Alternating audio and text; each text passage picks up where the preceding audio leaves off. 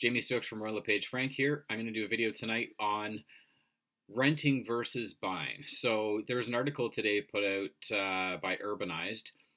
They crunched some numbers and they said that there are two cities in the GTA where you can actually pay less if you buy it versus if you rent it. And these two cities are Mississauga and Oshawa.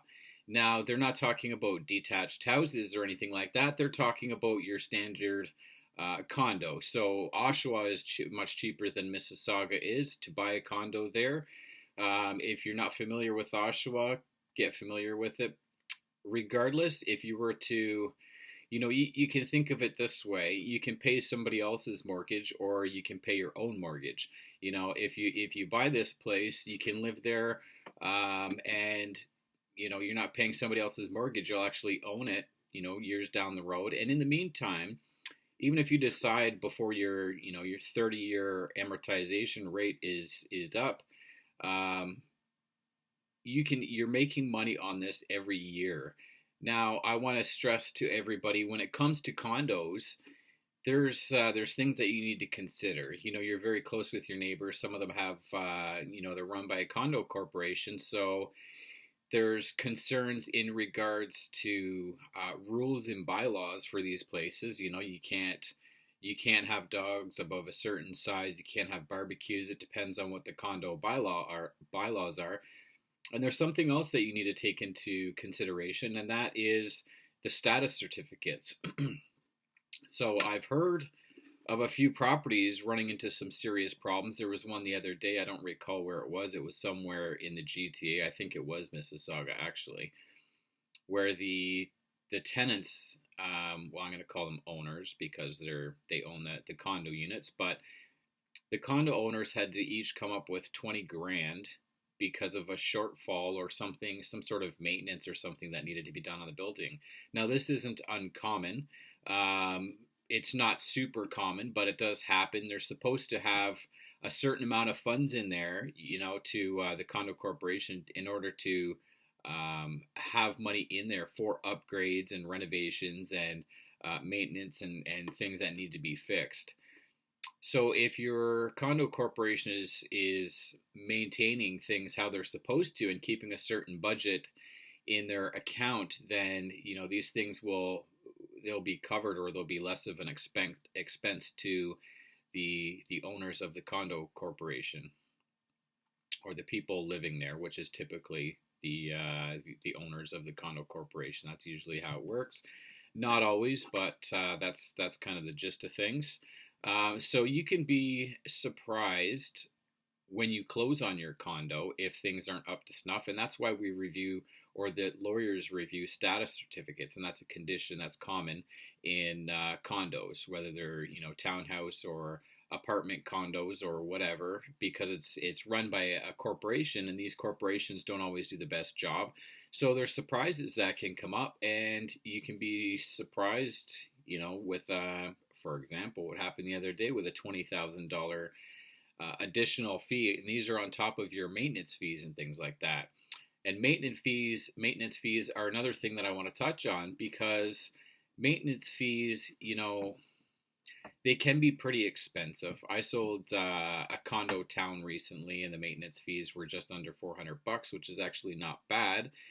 But that's kind of the price that you pay. You're paying less when you're buying a condo, and this is taken into consideration when there's maintenance fees and things like that. A lot of people like the condo lifestyle because they don't have to go out and mow the grass or take care of anything outside. Sometimes, if they're into gardening or whatever, they might do some gardening on their balconies, or they have a rooftop terrace or a party room, etc., things like that. But status certificates are reviewed just to make sure that the condo corporation is actually running things, and there's not, likely to be less of a surprise in there. So the condo corporations do get reviewed. I believe it's every 2 years. It could be every 1 year, but I think it's every 2 years. So would you rather pay some rent, or would you rather pay your mortgage and own something? that's up to you. You know, I find a lot of people when they're getting into the housing market, there's sacrifices to be made. So it may not be as big as you want, or it may not have something that you don't want. But just to get into the housing market, I think this isn't such a bad idea. You can you can pay your rent into your mortgage this way, and then you'll own it, and then you can turn around in a few years and it will have gone up in price in that amount of time, and then you can use that as leverage to buy a detached house or whatever you want to do with the money. But you're going to make gains on that typically. The housing market doesn't drop for several years. So I mean, if you're going to be paying rent anyways, there's not much reason not to be paying your own mortgage. Now, when we're talking about the amounts that you're paying, we're saying the monthly mortgage amount is less than the rent. And this is because in these instances that I'm talking about, you are putting down 20%.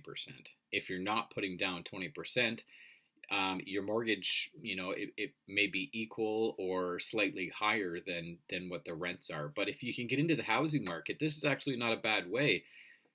If you're younger and you get into the housing market using condos, that's great because you may upgrade your employment in a few years and turn around, sell your condo, buy a detached, or you can also hang on to that. And if you're making a much better income in the future, several years down the road, hang on to this condo, rent that out, let the tenants there pay the mortgage, and then you can use that leverage to buy your new place as well as your greater income that you're earning now. So this is just something I wanted to mention. Renting versus buying. You can Google it, you can look up many articles, and there's, it depends on whatever you believe, I suppose, because you can find articles that saying renting is cheaper than buying or buying's renter than cheap. And I know rents right now are historically high. I mean, naturally, that's kind of the way things go when the housing market's as high as it is.